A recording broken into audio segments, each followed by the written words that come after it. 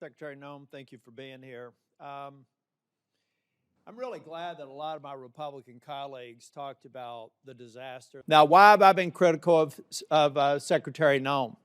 Because I don't think we're focusing on, we have limited resources. ICE can't be everywhere at once.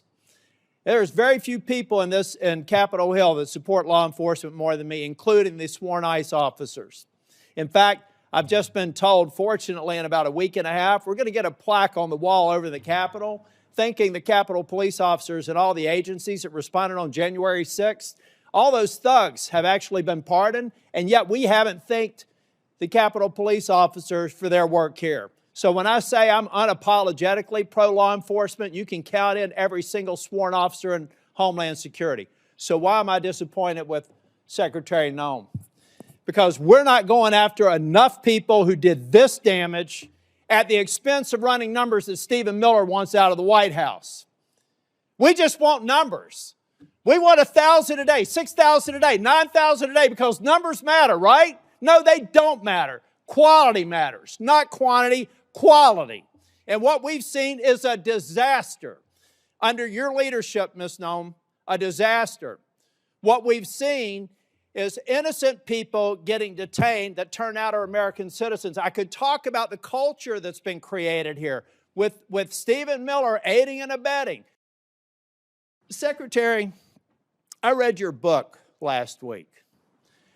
And honestly, some of the parts of it impressed me, but some of it distresses me. And I'll give you a good example of one that does.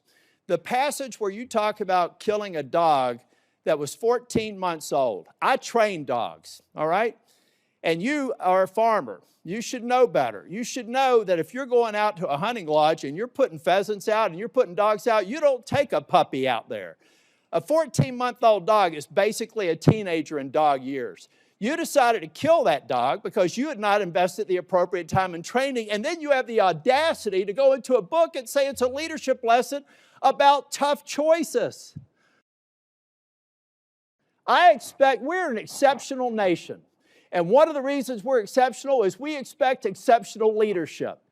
And you've demonstrated anything but that in the time that I've seen you responding to the emergency in North Carolina and across the Southeast, and acknowledging when mistakes are made, and speaking too soon for the expedient of social media or whatever it is.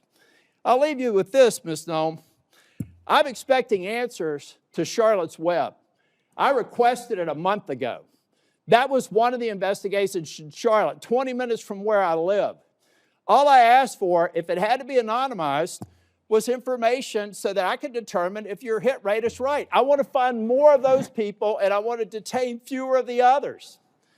And Mr. Chair, in my remaining time, I have a lot to go.